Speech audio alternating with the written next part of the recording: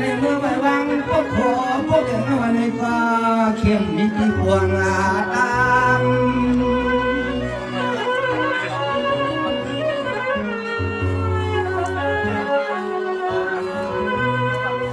ตัวยาลูไตเปิดลงมาคำมาสิ้นในตัวคำน้องเฮือนเปิดเข้ามายับมือด้วยหน้าต่างยังกังจะเฮาที่ในเก็บไว้เกี่ยลำเมื่อยามในเขาหักมาเย้าเฮาก่อนที่ใครเก่าละทำบ่พอจำสั่งต่ออยู่ห้องเฮาเขาบ่ได้เงินเขาพอจำสั่งต่ออยู่ห้องเฮาเขาบ่ได้เงินไปเล่นเงินเขาก็มาใส่เดียวเราก็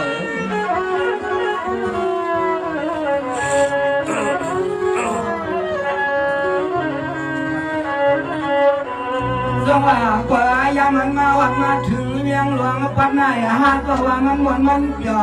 มันก็แน่นนาสายเลือดพังเลือดไว้สว่างให้มันห่างจังจ่อ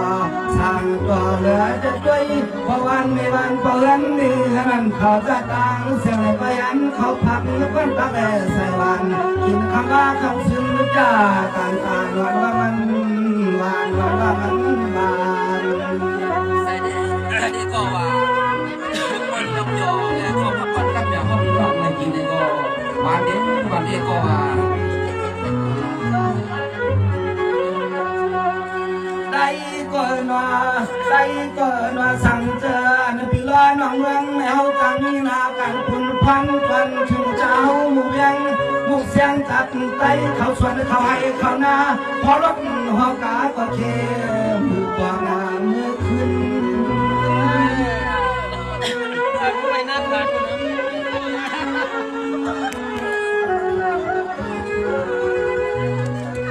ในแต่สั่งเจอจังเลยมีเสียง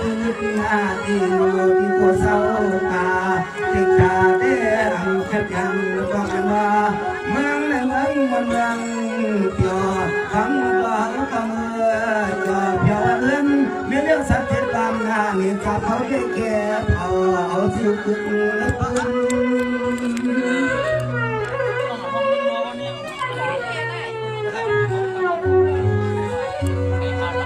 ไว้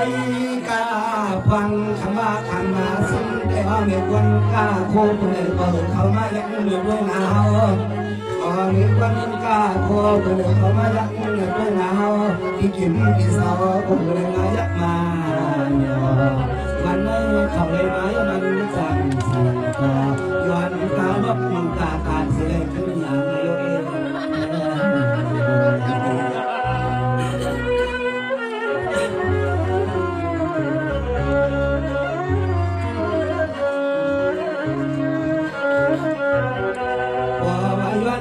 ป้องกันได้เชื่อจังคงขึ้นแบบข้าหันโยโย่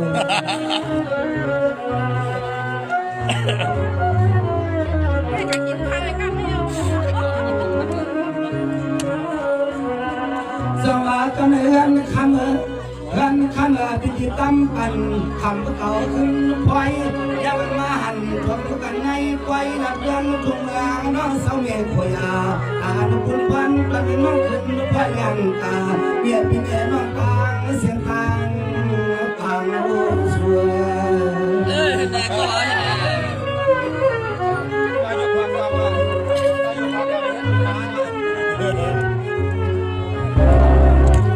พังอันชดกันเชียงใหม่พังอันชดกันเชียงใหม่ใจน้องเรียนไม่ปีพอรถปอเลยถึงอาทิตย์นั้นน้องยืนยอพี่ไทยวันที่เก่าเมื่อในเตะเก่ามาปานากันเลยอย่างนั้นว่าพี่ก็คงได้การกันอย่ากันอย่าก็พี่ฮักหน้าไปได้เนาะก็ไม่ตกตาเป็นคนพอดเราไม่อยู่เสียก็ดีท่านได้เดี๋ยวมันก็แล้วในน้องได้สลีเลย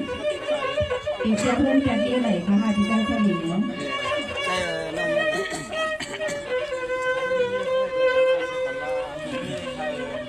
เนเน่ไม่ก็ฟังเน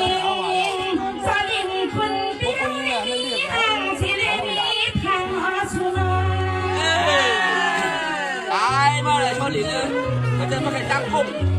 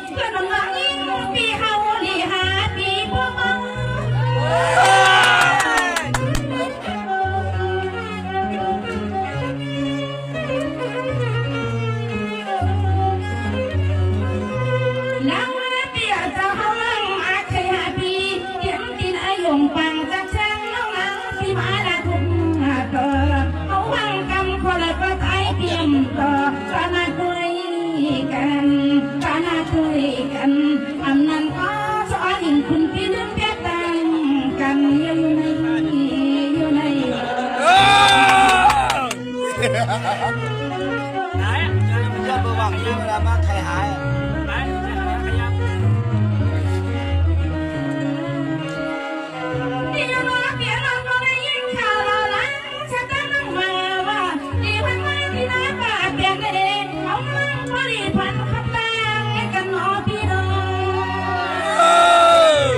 ขับผมเมาอ่ะขับเราลิงอยู่